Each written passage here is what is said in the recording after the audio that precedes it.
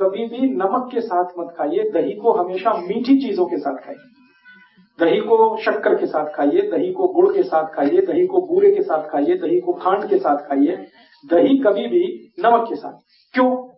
मैं आपको एक छोटा एक्सपेरिमेंट करने के लिए बोलता हूं। आप बाजार में जाइए, कोई भी साइंटिफिक इंस्ट्रूमेंट की दुकान से एक लेंस खरीद लाइए, छोटी चीजों को बड़ा दिखाने वाला जो लेंस होता है, मिल जाता है, 10-12 रुपए का आएगा। एक दिन लाके अपने दही पे लगा के देखिए, तो इतने बैक्टीरिया दिखाई देंगे आपको, जो करोड़ों की संख्या। दही के ऊपर लगा के देख लीजिए, वो इधर जाते हुए, उधर जाते हुए, घूमते हुए, टहलते हुए दिखेंगे। ये सब जीवित है और शरीर को ये चाहिए, सब जीवित अवस्था में चाहिए, क्योंकि ये बैक्टीरिया दही के साथ जब हम खाते हैं तो अंदर जाके हमारे जो एंजाइम सीक्रेशन है उसको ये बैक्टीरिया बहुत मदद करते हैं। तो दही हम खाते हैं बैक्टीरिया के लिए, जीवाणुओं के लिए दही खाते हैं। दही को आयुर्वेद की भाषा में कहा जाता है जीवाणुओं का घर, और एक दो नहीं, करोड़ों। एक कप दही में अगर कैलकुलेट करेंगे 1 करोड़ से ज्यादा जीवाणु। अब होता क्या है कि ये 1 कप दही में जो 1 करोड़ जीवाणु है, ये जीवित आपने खा लिए तो बहुत अच्छा है, शरीर को बहुत काम आने वाले। लेकिन उसी 1 कप दही में 1 चुटकी नमक आपने डाला, 1 मिनट में सारे जीवाणु मर जाएंगे। 1 ही मिनट लगता है उनको मरने। अब वो मर गए तो आपने दही नहीं खाई है, जीवाणुओं की लाश खाई है। तो दही नहीं रह गया, वो जीवाणुओं की लाश हो गया। अब वो अंदर गया तो दही के नाम पे आपने खा तो लिया, लेकिन उसके जो फंक्शन है बॉडी के लिए वो काम नहीं आने वाले।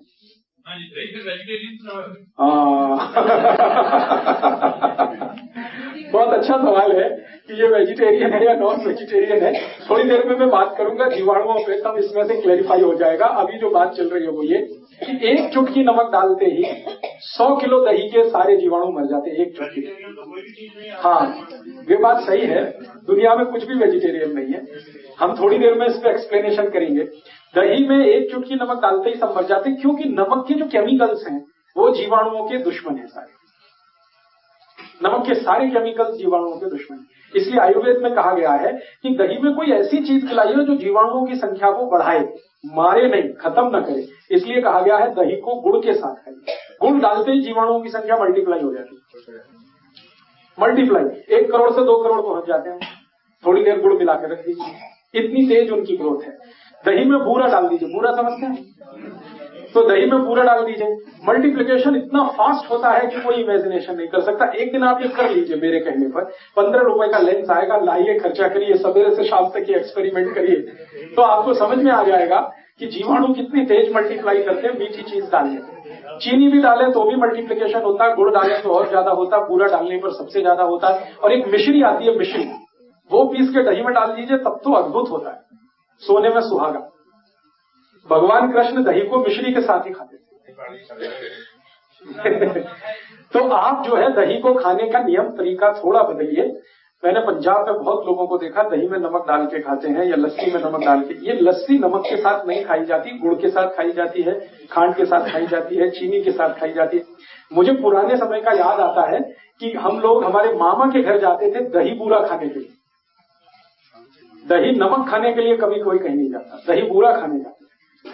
और दावतें होती थी गांव में, तो दही के साथ बूरा ही डाला जाता था। बहुत इंटेलिजेंट लोग थे वो सब। अब शुगर जो है वो आपकी एक स्पेसिफिक प्रॉब्लम है, वो तो पूरे देश की नहीं है, आपकी प्रॉब्लम है। तो आप अपनी शुगर को कंट्रोल करने के तरीके मैं बता दूंगा, वो आप करते हुए दही को इस्तेमाल कर सकते हैं, मीठा दही भी इस्तेमाल कर सकते हैं। लेकिन दही के लिए विशेष मैं आपसे कह रहा हूं कि दही में नमक नहीं। और इसी तरह का और एक नियम है, वो ये कि दूध खाते हुए या दूध पीते हुए कोई भी नमक की चीज ना हो।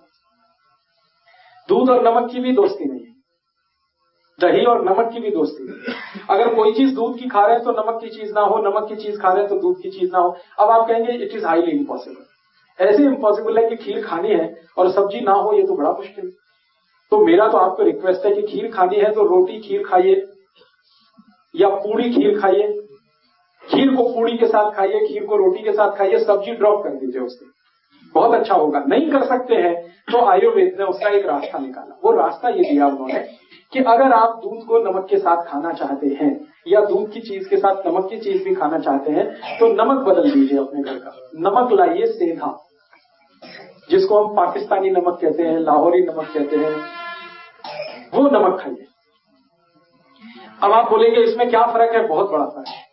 एक तो नमक बनता है समुद्र के पानी से, जिसको आदमी बनाता है, जो आजकल आपके घर में आता है। ये बाजार से जो आप नमक लाते हैं ना आयोडीन युक्त, ये सब समुद्र के पानी का नमक है।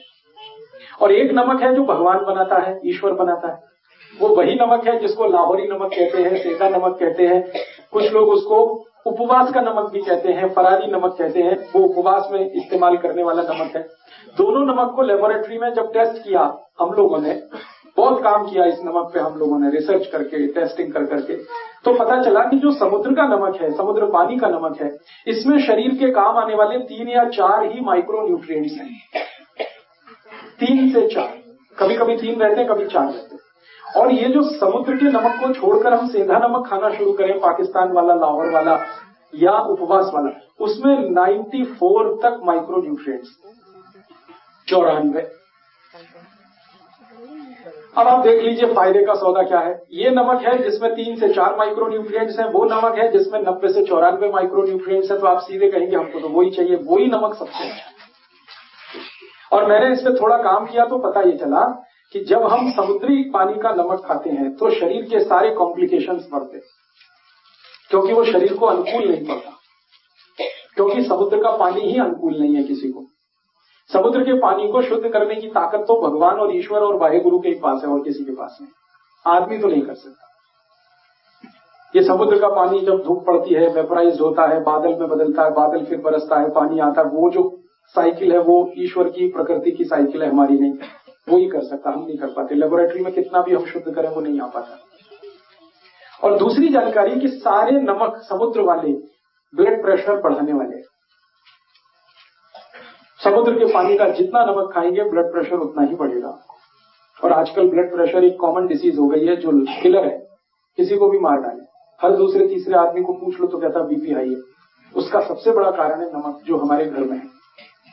मैं आपको और एक ऐतिहासिक जानकारी देना चाहता हूं, सुन के आपको खराब जरूर लगेगा लेकिन वो सच है। वो ये है कि ये समुद्र के पानी का नमक हम भारतवासियों ने मात्र 70 साल पहले से खाना शुरू किया है। 70 साल पहले कोई भारतवासी समुद्र के पानी का नमक नहीं खाता था। हम सब सेंधा नमक, आयोडीन के नाम पर। अब समस्या इसमें एक आती है, वो ये कि हमको आयोडीन की डिफिशियंसी है नहीं, क्योंकि हम आधा कटोरी दाल रोज खाते हैं। फिर हम एक्स्ट्रा आयोडीन वाला नमक खाएंगे तो आयोडीन जरूरत से ज्यादा शरीर में हुआ तो समस्या आती है। और वो समस्या क्या आती है? सबसे बड़ी समस्या आती है नपुंसकता की। सरप्लस आयोडीन जितना भी शरीर में आएगा आपको लगातार नपुंसक बनाता जाएगा, इंपोटेंसी आप में आएगा। और हमारे देश में ये केसेस अब आने लगे हैं। मैं तो डॉक्टर की तरह से भी काम करता हूं पिछले 12 साल से, और ट्रीटमेंट देता हूं, निःशुल्क देता हूं, फोकट में चिकित्सा करता हूं, इसलिए बहुत पेशेंट होते हैं मेरे पास। ऐसे हजारों पेशेंट हैं जिनकी शादियां हो गई हैं, 10 साल हो गए, 12 साल हो गए, कहीं कोई कॉम्प्लिकेशन नहीं है, बच्चा नहीं हो रहा। मैं दोनों की रिपोर्ट निकलवाता हूं, पति की, पत्नी की, कहीं कोई मुझे कॉम्प्लिकेशन समझ में नहीं आता। लास्ट में फिर मैं डायग्नोसिस करते हुए आयोडीन का चेक करवाता हूं तो उनके ब्लड में जरूरत से ज्यादा आयोडीन मिलती है। जरूरत से ज्यादा आयोडीन ब्लड में अगर है तो ये क्या करेगी? आपके स्पर्म काउंट कम कर देगी अगर आप पुरुष हैं तो, और अगर स्त्री है तो आपका ओव्यूलेशन का काम खत्म कर देगी, और फिर आप मां या पिता नहीं बन पाएंगे। ऐसे हजारों केस आए।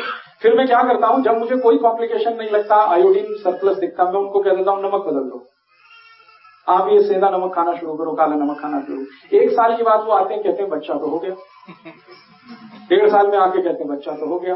फिर वो मुझे कहते हैं आप तो बड़े चमत्कारी आदमी है। मैं कहता हूँ मेरा कोई चमत्कार नहीं है, आप में बड़ी सिद्धि है। ऐसी बातें करना शुरू कर देते। मैं कहता हूँ ये मेरा चमत्कार नहीं, नमक का चमत्कार है। इतनी सिंपल सी बात है। किसी को भी अगर ऐसा लगता है कि उनकी एनर्जी लेवल कम हो रही है, सेक्स पावर कम हो रही है, आप सिंपल इतना ही करो, नमक चेंज कर दो। नमक चेंज करते ही आप देखना आप में चेंजेस आएंगे, मिरेकलस। तो नमक का हमारे देश में आज के जमाने में टीवी का हैमरिंग कर करके, विज्ञापन कर करके हमारा ऐसा दिमाग खराब किया है कि हर व्यक्ति को लगने लगा आयोडीन युक्त नमक नहीं खाएंगे तो मेरा बेटा ऐसा पैदा होगा जैसा उसका टीवी में दिखाते हैं, या आयोडीन नमक नहीं खाएंगे तो मेरा गला ऐसा हो जाएगा जैसा टीवी में दिखाते हैं। दिमाग खराब हो जाएगा। मैंने कभी नहीं खाया, मुझे ना दिमाग खराब है, ना कोई गहरा रोग है, ना कोई तकलीफ है। ऐसे बहुत सारे लोग हैं। तो आप ये विज्ञापनबाजी में मत जाइए। ये तो सरकार के विज्ञापन है, और सरकार के विज्ञापन कुछ वेस्टेड इंटरेस्ट के साथ हैं। स्वाद क्या है इसमें? नमक बनता है समुद्र का 15 पैसे किलो। आप जानते हैं, क्योंकि उसको बनाने में खर्चा कुछ नहीं है। समुद्र का पानी है, मुफ्त का है। सूरज की रोशनी है, वो भी मुफ्त की है। मशीन कोई लगती नहीं।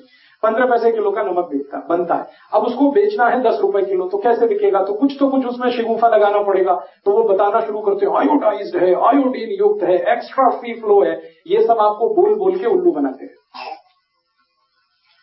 नमक को एक्स्ट्रा फ्री फ्लो है। एक्स्ट्रा फ्री फ्लो माने वो दाना दाना गिरता है। मैं आपको जो किस्सा समझाना चाहता हूं वो यही, दाना दाना नमक गिरना ही नहीं चाहिए। नमक कभी भी एक्स्ट्रा फ्री फ्लो होना नहीं चाहिए, नहीं तो वो नमक नहीं रहेगा। एक्स्ट्रा फ्री फ्लो करने के लिए पता है क्या किया जाता है? नमक की जो नमी है उसको निकाला जाता है। और नमक की क्वालिटी है कि वो नमी को एब्जॉर्ब करता है। खुला हुआ नमक यहां रख दो, सूखा हुआ, 10 मिनट के बाद आप देखेंगे वो गीला गीला हो जाएगा। वातावरण में जितनी भी ह्यूमिडिटी है उसको वो खींचता है। इसी की क्वालिटी है नमक की। अब वो नमी को निकालने के लिए केमिकल डालते हैं, उसका नाम है एल्यूमिनियम सिलिकेट। और ये केमिकल और भी खतरनाक।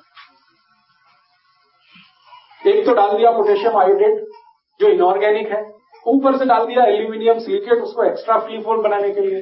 ये दोनों समस्याएं हमारे शरीर को बहुत कॉम्प्लिकेशन दे रही हैं। अब मैं आपको एक और जानकारी देना चाहता हूं जो आपको होनी ही चाहिए। यूरोप और अमेरिका में एक्स्ट्रा फ्री फ्लो नमक की जरूरत है। उनको जरूरत है। क्यों? क्योंकि उनके यहां सब्जी बनाना किसी को नहीं आता। वो बनी बनाई सब्जी लाते हैं जो पैकेट में आती है, डब्बा बंद आती है। और बनी बनाई सब्जी में नमक मिला के पैकेट नहीं बना सकते, नहीं तो खराब हो जाती है।